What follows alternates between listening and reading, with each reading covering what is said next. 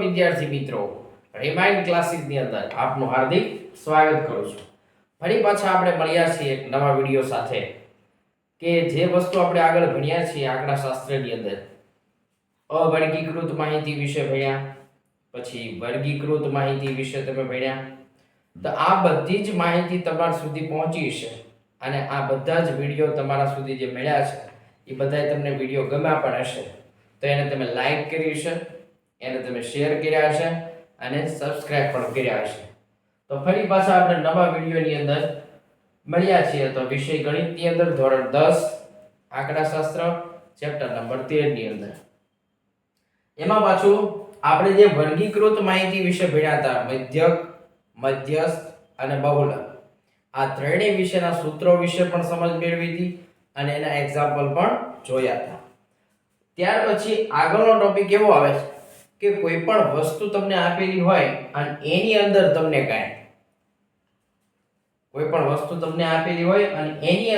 પણ વસ્તુ ઘટતી હોય એ તમારે શોધવી હોય તો તમે કેવી રીતે મેળવી શકો. આપણે આગળ જોયું કે ઘણા બધા વિડીયોની અંદર આપણે જોયું કે દરેક એક્ઝામ્પલની અંદર રકમ ફિક્સ આપેલી હોય, પણ આમાં કંઈક રકમ એવી છે કે કંઈક ખૂટે છે અને ઈ ખૂટતી આવૃત્તિ આપણે શું કરવાની છે, મેળવવાની છે.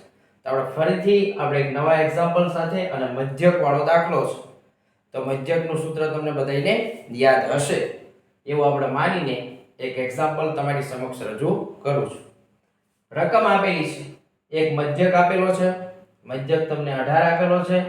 જો મધ્યક 18 હોય તો ખૂટતી આવૃત્તિ f તમારે શોધવાની છે.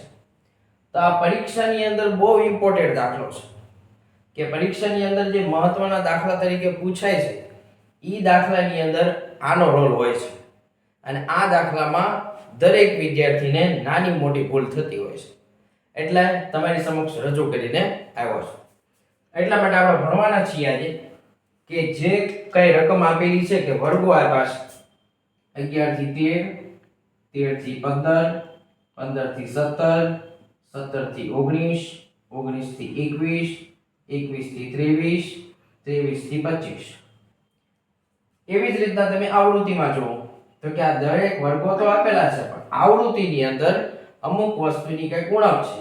તો કે અહીંયા 7 આપ્યા છે, અહીંયા 6 આપ્યા છે, અહીંયા 9 આપ્યા છે, અહીંયા 13 આપ્યા છે અને અહીંયા તમે જોશો એટલે તમને અહીંયા શું આપેલું છે, f આપેલું છે. આગળના જે એક્ઝામ્પલ જોયા આપણે એની અંદર તમને કોઈ જગ્યાએ f આપેલું હતું નહીં. તો હવે આપણે તમારી સમક્ષ f વાળો દાખલો લઈને આવ્યા છે. ત્યાર પછી 5 આપ્યા છે અને ત્યાર પછી 4 આપ્યા છે. તો મધ્યક છે એ આપણે 3 રીતથી ભણ્યા કે વર્ગીકૃત માહિતીનો મધ્યક હોય 3 રીતથી મળે. પણ એમાં શું કરવાનું હોય તો કે જો એ મધ્ય કિંમતની જે તમને વેલ્યુ મળે એ વેલ્યુ તમને નાની મળે તો તમે પ્રત્યક્ષ રીતથી દાખલો કરી શકો. તો પ્રત્યક્ષ રીતથી દાખલો કરવા માટે આપણે શું કરતા હતા તો કે પ્રત્યક્ષ રીતથી દાખલો ગણવા માટે પ્રત્યક્ષ રીતનું આપણે સૂત્ર લખવું પડે. તો આપણે શું લખીએ તો કે x બાર sigma fi xi upon sigma fi. તો આ પ્રત્યક્ષ રીતે આપણે દાખલો ગણવો હોય તો આપણને ખબર પડે કે આ જે સિમ્બોલ છે એ મધ્યકનો છે, જે મધ્યક આપણને રકમમાં આપેલો છે. ત્યાર પછી તમારે શોધવાનું છે xi એટલે મધ્ય કિંમત તમારે શોધવાની છે. તો કે મધ્ય કિંમતનું ખાનું ખાલી રાખ્યું છે, તો એ મધ્ય કિંમત તમારે મેળવવાની છે અને પછી એ બંનેનો શું કરવાનો છે, ગુણાકાર, અને એનો પછી આપણે શું મેળવવાનો છે, સરવાળો.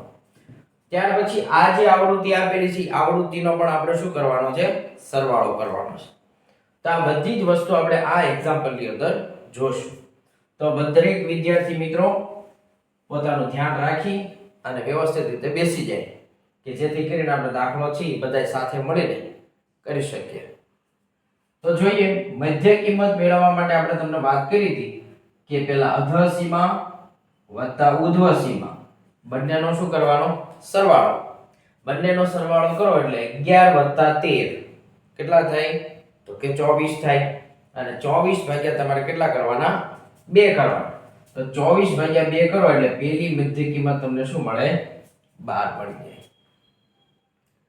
આવી જ રીતના બીજી તમે મધ્ય કિંમત મેળવો તો કે 13 વત્તા 15 13 + 15 એટલે 28, 28 ભાગ્યા 2 તો તમને કેટલી મળશે? 14 મળશે. તો આ બંને વચ્ચેનો ગેપ કેટલાનો છે? તો અહીંયાથી તમને ખબર પડે 11 માંથી 13 થયા તો 11, 12 ને 13 એટલે બે વર્ગ લંબાઈનો ગેપ છે અને અહીંયા 12 થી 14 થયા એટલે આપણને ખબર પડે કે કેટલો ગેપ છે? 2 નો છે. તો 14 પછી કેટલા આવશે? 16 આવશે. 16 પછી કેટલા આવશે? 2 ઉમેરો એટલે 18 આવશે. 18 માં 2 ઉમેરો એટલે કેટલા આવે? તો કે 20 આવશે.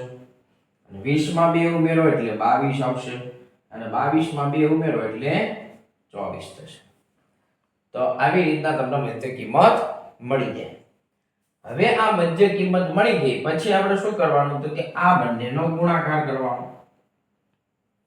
હવે આ બંનેનો ગુણાકાર કરશો એમાં તમારે શું કરવાનું? તો કે f માં તમારે ધ્યાન રાખવાનું છે કે f નો ગુણાકાર ભૂલથી તમે વ્યવસ્થિત રીતે કરશો તો f છે એ અહીંયા જળવાઈ રહેશે. જો ગુણાકાર બરાબર નહીં થાય એટલે f પાછો મળશે નહીં. એટલે આ વસ્તુમાં તમારે ખાસ ધ્યાન રાખવાનું છે. તો આ બંનેનો તમે જ્યારે ગુણાકાર કરો એટલે 12 17 કેટલા થાય? 84 થાય. 14 ગુણ્યા 6 કેટલા થાય? 14 6 84 થાય. 16 ગુણ્યા 9 કેટલા થાય? 144 થાય. 13 ગુણ્યા 18 આપણે અહીં બાજુમાં કરી દઈએ. અહીંયા 0, અહીંયા 3, અહીંયા 1, 8 તેરી 24, 2 8 ને 2 10. આનો તમે સરવાળો કરો એટલે 3 અને 2 તો 234 તમને મળી જશે. હવે 20 અને ગુણ્યા f તો 20 ગુણ્યા f કરો એટલે 20 ની સાથે f આવશે કારણ કે ગુણાકારમાં છે. અને 22 5 110 થશે. 24 ચોક કેટલા થાય? તો કે 96 થાય. તો આપણને fi અને xi બંને મળી ગયો. તો આ બધી જ કોલમ મળ્યા પછી હવે આમાં કઈ વસ્તુ ઘટે? તો કે સિગ્મા fi xi. સિગ્મા એટલે શું કરવાનો? આ બધાયનો સરવાળો કરવાનો. પણ આ બધાયનો સરવાળો કરતા આપણે ઈ વસ્તુનું ધ્યાન રાખવાનું છે કે આ જે v શેપ છે એ ભૂલથી સરવાળો ન થઈ જાય. બરાબર? એટલે આની તકેદારી આપણે રાખીશું કે ભૂલથી આપણો જે સરવાળો છે એ ન થઈ જાય. એટલા માટે આપણે શું કરવાનું? વારાફરતી કરતા જઈએ. 84 માં 84 ઉમેરો એટલે કેટલા થાય? 168 થાય. એમાં તમારે કેટલા ઉમેરવાના? 144 ઉમેરવાના. એમાં ઉમેરો એટલે 8 ને 4 12 વધી 1 10 ને 11 વધી 1 3 આવે. ફરી પાછા 234 ઉમેરો તો અહીંયા 6 થાય, અહીંયા 4 થાય, અહીંયા 5 થાય. થોડી વાર માટે v શેપ ને લખવાના નથી. v શેપ ને તમે જો આમાં એડ કરશો એટલે આનો 20 સાથે સરવાળો થાય એટલે સરવાળો વધી જશે. તો જે આપણે આ f શોધવાનું છે ઈ f આપણને મળશે નહીં. એટલા માટે થોડી વાર માટે v શેપ ને બાકી રાખવાના છે. બરાબર? એટલે સીધા લઈ લઈએ 110 એટલે કે 6 5 અને 6. પછી લઈ લઈએ 96 તો કે અહીંયા 6 દુ 12 વધી 1 9 ને 5 14 ને 15 વધી 1 7 એટલે કે 752 સિગ્મા fi xi તમને શું મળે? તો કે 752 મળે. કોનો સરવાળો? તો કે 1 2 3 4 5 અને 6. 6 સંખ્યાનો સરવાળો આપણને શું મળ્યો? 752 મળ્યો. પણ v શેપ તો બાકી જ છે. તો v શેપ નો સરવાળો આપણે બાજુમાં સરવાળો કરી અને v શેપ આપણે શું કરી દેવાનું? બતાવી દેવાનો છે. બરાબર? એટલે આ ભૂલથી આમાં 20 છે ઈ એડ ન થઈ જાય એની તકેદારી આપણે રાખીશું.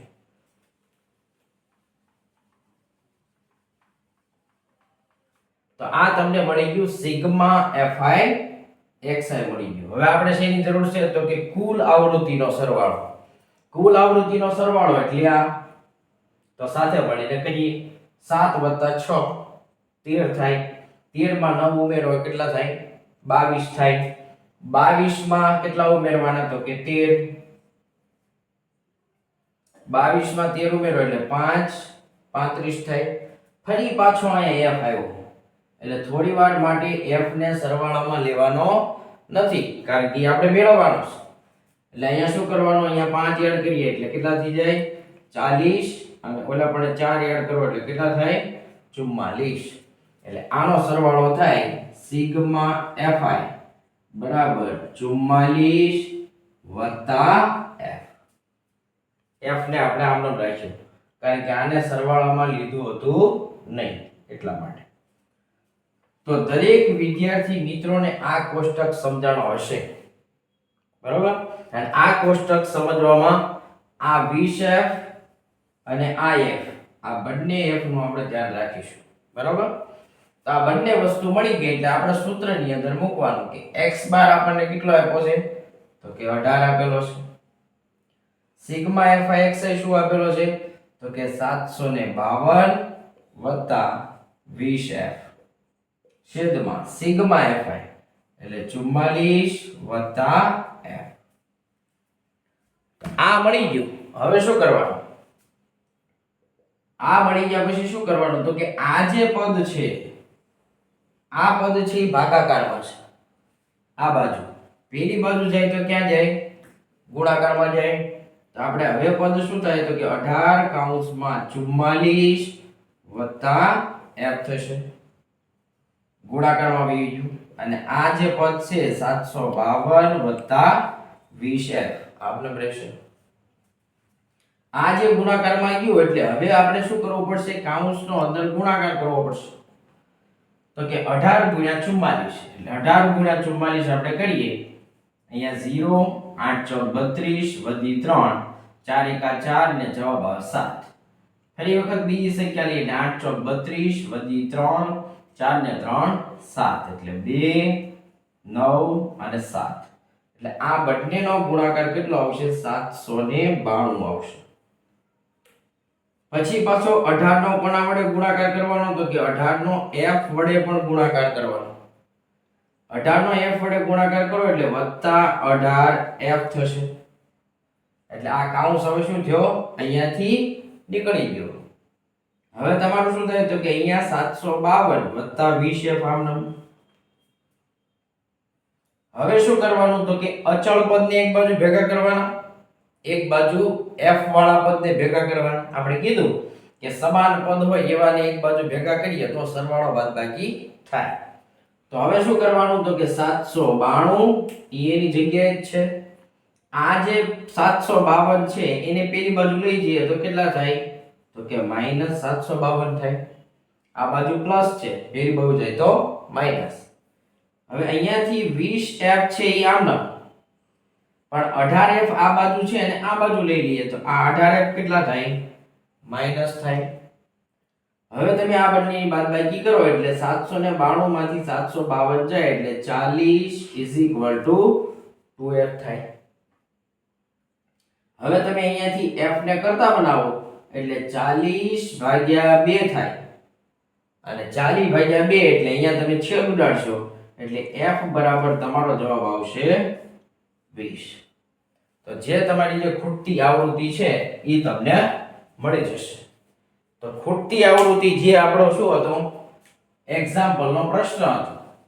એક્ઝામ્પલ માં આપણે શું મેળવવાનું હતું ખૂટતી આવૃત્તિ શોધવાની હતી. તો એ f બરાબર તમને શું મળી જાય 20 મળી જાય બરાબર. તો આખા પ્રશ્નની અંદર આપણે શું શોધવાનું હતું f શોધવાનો તો એ f આપણને મળી ગયો. તો આ વિડિયો તમને ખૂટતી આવૃત્તિનો વિડિયો છે એ તમને પસંદ આવ્યો હશે એટલે તમે વ્યવસ્થિત રીતે જોયો હશે, એને તમે સમજ્યો પણ હશે. હવે આવા વધુ એક્ઝામ્પલ સાથે વધારે રીતે સમજવા માટે આ વિડિયોને તમે લાઈક, શેર અને સબસ્ક્રાઇબ કરજો.